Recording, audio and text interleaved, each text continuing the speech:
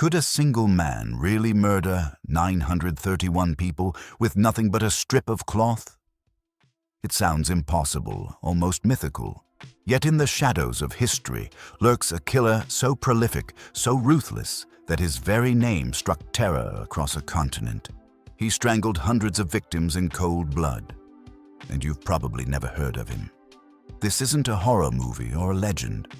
This is the true story of Thug Behram, the deadliest serial killer the world has ever known. Welcome to a dark chapter of history that will leave you speechless. Today, we're exploring the life of Thug Behram, the king of thugs. A man who turned murder into a way of life in 19th century India. Why should you care about a centuries-old killer? Because his story is more than just a tale of terror. It's a cautionary lesson in how blind faith and cunning deception can lead to unfathomable evil. The very word thug that we use today comes from his cult of killers. By understanding how Thug Behram and his gang operated, you'll gain insight into the origins of a common term and see how even the most frightening criminal can ultimately be brought to justice. Brace yourself. This journey into the past might just change how you think about trust, travel, and the hidden dangers that can lurk in plain sight. Our story begins in the late 1700s in colonial India. Ordinary travelers are going missing without a trace. Trading caravans, pilgrims, even families on the road. They vanish overnight. No bodies are found. No blood is left behind. Rumors whisper of a mysterious band of killers prowling the highways. Some say they're thieves. Others speak of something more sinister, a secret cult that kills in the name of a dark goddess. Fear grips the countryside. Imagine for a moment you're a traveler back then. Night falls, you're resting under the stars, and every rustle in the bushes makes your heart pound. Is someone out there, watching? In this atmosphere of dread, one name slowly rises to infamy: Behram. At first, he's just another face in the crowd, a quiet man from a small village near Jabalpur, India. Born around 1765, Behram grows up under the looming presence of British rule and the old traditions of the land. As a young man, he's lured into a secret brotherhood known as the Thuggee cult. This is no ordinary gang. They believe they are the chosen disciples of Kali, the Hindu goddess of destruction. To them, robbery and murder aren't just crimes. They're rituals, sacred duties to please their goddess. It's a twisted faith hidden behind friendly smiles and polite manners. And Behram is about to dive in head first. Picture a moonless night deep in the forest. 40 men stand in a circle, torches flickering, eyes gleaming with fanaticism. At the center, a stone idol of goddess Kali watches over them, illuminated by the firelight. Among the circle is 25-year-old Behram, heart pounding in his chest. He was brought here by a friend he trusted. A friend who revealed himself to be a member of this secret Thuggee cult. Now Behram is surrounded by hardened killers, and there is no turning back. An ustad, or teacher, steps forward, the leader of the cult, and drapes a yellow scarf, a rumāl, across Behram's hands. In front of them, a prisoner is dragged into the circle, bound and blindfolded, begging for mercy. The forest seems to hold its breath. "This is your test," the ustad whispers to Behram. The group begins to chant softly, invoking Kali's name. Behram's hands tremble as he grasps the ends of the rumāl. He hesitates. For just a moment, he's an ordinary man staring into the abyss of an unthinkable act. Can he really do this? The captive whimpers, tears streaming down his face. The ustad's voice rises, cold and commanding, "Satisfy Kali's thirst." In a sudden blur of movement, Behram steps behind the victim and slips the cloth around the man's neck. With a swift, desperate pull, he tightens it. The man's pleas collapse into a strangled choke. Behram's pulse races. The chanting grows louder, more feverish. The victim's eyes bulge in terror, his heels drumming frantically against the dirt. Behram grimaces and pulls harder. There's no blood, only the low, ghastly sound of someone's last breath being crushed out of them. Seconds feel like hours until finally the body goes limp, slumping to the ground. Silence. The prisoner's silence. The forest's silence. Behram releases the cloth, and the man's lifeless body crumples at his feet. For a moment, Behram stands frozen, staring at what he's done. His hands are shaking, but not from fear anymore. It's something else now, a dark exhilaration. The Ustad smiles and raises Behram's arm in triumph. The circle of thugs erupts in whispers and nods. Behram has passed the test. The Ustad embraces him and declares that Kali is pleased. In that chilling moment, something inside Behram changes forever. The line between right and wrong is shattered. A killer has been born. After that night, Behram fully joins the Thuggee fraternity, an organized brotherhood of murderers hiding behind friendly faces. They call each other brothers and refer to murder as sacrifice or holy work. During the day, they appear as ordinary travelers, merchants, or guides. They smile, share meals, even pray with their unsuspecting victims. They might travel with a group for days, building trust. By the time their victims realize what's happening, it's far too late. Behram quickly rises through the ranks. He proves to be intelligent, resourceful, and absolutely merciless when the time comes to kill. He learns the secret language of the thugs, coded signals and innocent-sounding phrases that mean now is the time to strike. Perhaps a simple cough or a code word like offering tobacco would be the signal. In one instance, the cry of a jackal in the distance might be imitated as the final cue. At that moment, each thug pounces on a chosen victim. It happens in a flash. Travelers who were laughing around the campfire seconds before are suddenly grasping at their throats, eyes wide with shock. Behram and his men loop their rumāl scarves around necks with lightning speed. Usually one thug holds the legs, another the arms, while the strangler, often Behram himself, pulls the cloth tight around the neck. No guns, no loud screams, just a sudden brutal silence. Victims collapse wordlessly to the ground, the life choked out of them before they can even cry for help. The rumāl becomes Behram's signature weapon. It's basically a long handkerchief, often yellow or white. But Behram isn't satisfied with the ordinary. He turns murder into a craft.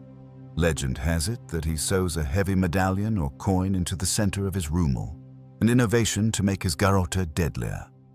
The coin adds weight and focuses pressure on the victim's throat, right on the Adam's apple, crushing the windpipe in seconds. With this trick, Behram boasts that he can kill a strong man in less than 10 seconds flat. 10 seconds. Think about that. The time it takes to draw a few breaths. That's all he needs to snuff out a life. His fellow thugs are astonished and a little awed. Under Behram's guidance, the cult refines killing into a gruesome science. Night after night, year after year, Behram leads bands of thugs on murderous expeditions across central India. They prefer to strike at dusk or just before dawn, when their victims are weary and off guard. They choose lonely stretches of road, far from any witnesses.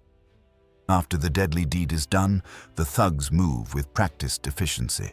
They drag the corpses into the bushes or a pre-dug pit. A quick, whispered prayer to Kali is offered. Perhaps a coin or a piece of the victim's property is buried as a token for the goddess. Then they cover the bodies with dirt and stones, wiping away footprints, erasing every trace of the crime. By the time the sun rises, it's as if those travelers simply vanished from the face of the earth. If desperate family members ever come searching, they find nothing, only silence and unanswered questions. Can you imagine the terror that gripped the region? Whole caravans would disappear without a sound. People started to fear the very act of traveling. Reports spread of entire families found strangled beside the road or worse, never found at all. Thug Behram's crew becomes a phantom menace, striking and melting away like ghosts. They were so stealthy that some villagers whispered about evil spirits or demons on the road. After all, who could kill so many people without leaving any blood or bodies? The reality was even more frightening. It was not supernatural at all, but cold-blooded human cunning. For roughly 40 years, from about 1790 to 1830, Behram and his fellow thugs rampage almost unchecked. It's estimated that Behram was involved in hundreds upon hundreds of murders. He later admitted to being present at 931 killings, 931, and personally tightening the cloth around at least 125 throats himself. Think about that number. 931 lives ended by this man's gang. That staggering body count makes him perhaps the most prolific serial killer in recorded history. He and his network of thugs become living nightmares along the roads. They didn't discriminate.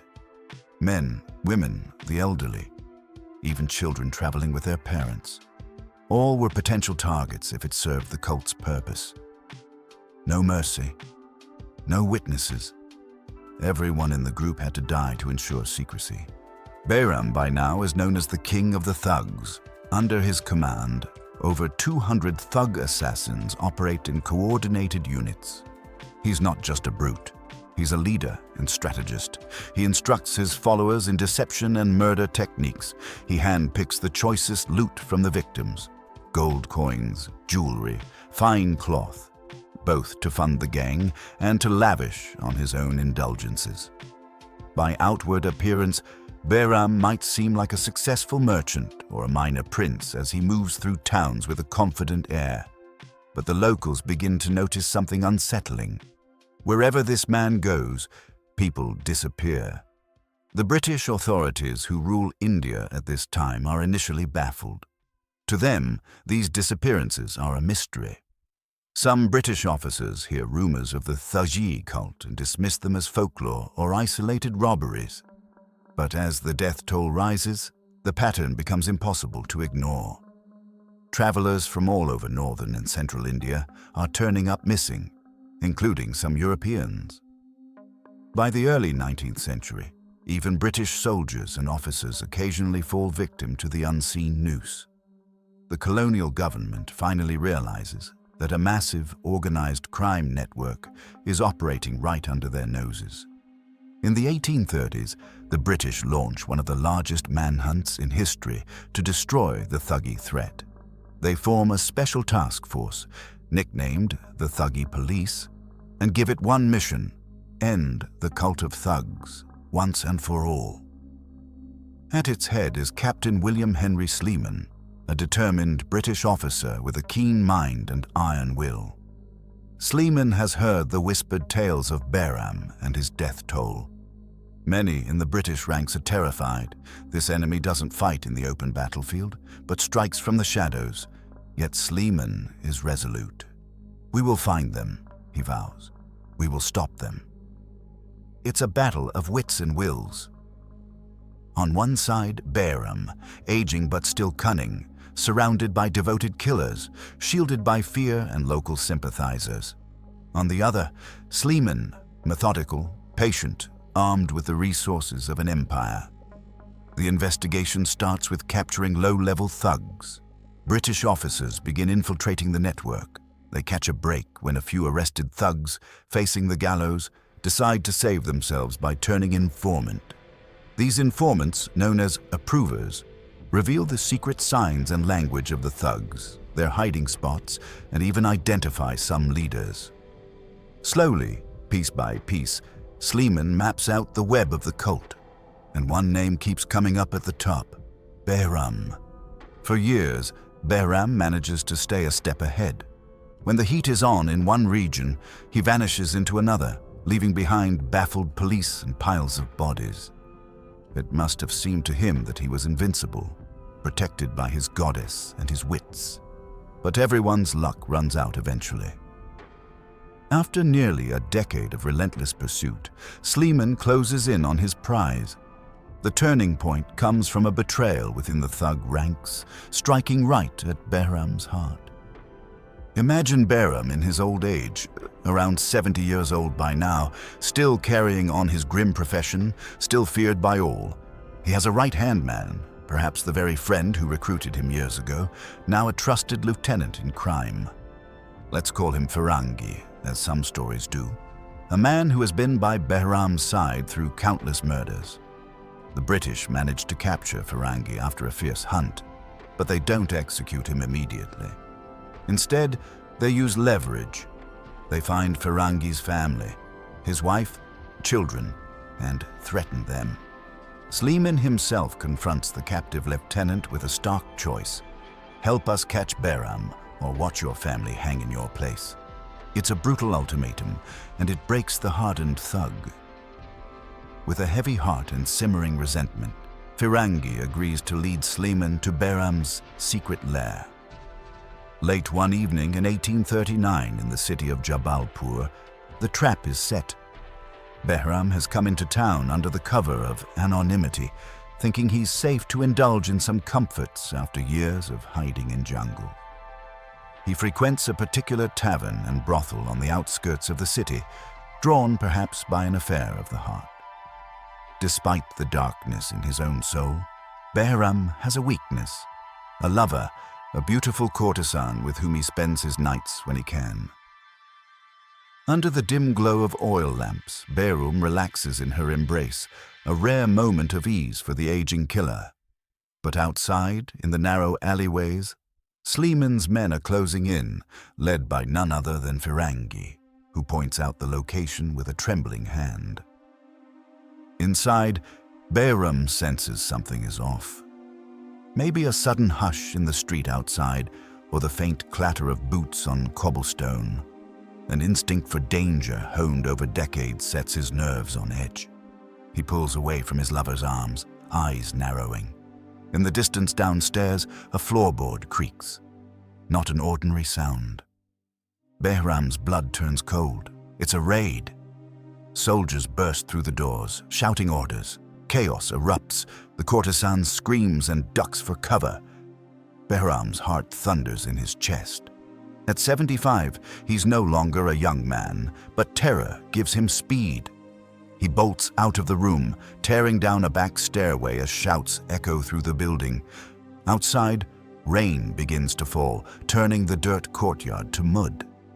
Behram staggers into the night, determined to escape one last time. He nearly does. In the darkness and confusion, Behram slips past one British officer, then another. For a moment, it looks like the fates might let him vanish again into the wilderness. But as he heads for the stables where his horse is tied, a lantern light catches him. A British sergeant steps forward, musket in hand, blocking the gate. Behram pauses, eyes scanning for another path. Too late. Armed officers swarm from all sides. There's a brief, desperate struggle. The old killer draws a dagger, wild and cornered, but he's outnumbered and slowed by age. A rifle butt strikes his arm, making him drop the blade. Another soldier tackles him to the ground. Mud and rain soak into Behram's clothes as he roars in defiance, but strong hands pin his arms. It's over. After decades of hunting others, the world's most prolific strangler has finally been caught. The capture of Thug Behram sends shockwaves through India and even back in Britain. The infamous murderer who haunted the roads is in chains. People cannot believe their eyes when they see him.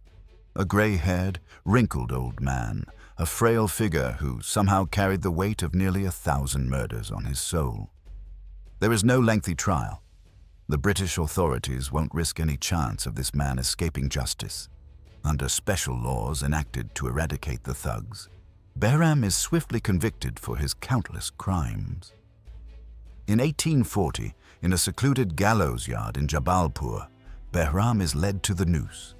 Ironically, the man who strangled so many others now feels the rough hemp rope encircle his own neck. One can only wonder what flashes through his mind in those final moments. Does he feel remorse, fear, Or does he go to his death still believing he served his goddess? The lever is pulled. With a jolting drop, Thug Behram's reign of terror comes to an abrupt end. The king of thugs is dead. But even in death, his story wasn't quite over. The British, determined to make an example of this feared criminal, do something gruesome. They display Behram's corpse in public. His lifeless body is hung up for villagers and travelers to see, a stark warning to anyone who might have been enticed to follow in his footsteps. Imagine the sight, the once dreaded thug lord, now just a limp figure swinging in the daylight, watched by the very people he preyed upon. This macabre display sends a clear message. The Thuggee cult is broken. If the greatest of them could be caught and killed, so can the rest. And indeed, Behram's capture signals the collapse of the Thuggee networks across India. Sleeman and his team press the advantage, rounding up remaining thugs in all corners of the country. By the mid-1840s, the century-old cult of killers is effectively wiped out. Many are executed or imprisoned for life. Some former thugs are rehabilitated or forced into new lives far from their old hunting grounds. The roads become safer, and travelers gradually return to their roots without the same dread of invisible stranglers waiting in the dark. Thug Behram's story is a chilling reminder of how reality can be more terrifying than any fiction. It's hard to fathom the scale of his crimes. 931 victims is a number that defies imagination. Yet this dark episode in history also shines a light on the power of justice and perseverance. In the end, even the most elusive evil was brought down by determined effort and a refusal to let fear reign. The word thug that we casually use today originated from Behram's Thuggee cult, forever linking our language to this blood-soaked legacy. It's a part of history that shows how a fanatical belief and organized deceit can turn ordinary men into monsters. But it also shows that no matter how unstoppable a criminal appears, they can't escape fate forever. If you found this tale as mind-blowing as we did, remember that history holds countless stories just as incredible and haunting. Don't forget to hit the like button if this story kept you hooked. Share your thoughts in the comments. Had you ever heard of Thug Behram before, or did this shock you? We'd love to hear your take. And if you crave more fascinating and dark histories, subscribe to the channel and join us for our next journey into the past. Thank you for watching, and until next time, stay curious and stay safe, because sometimes truth really is stranger than fiction.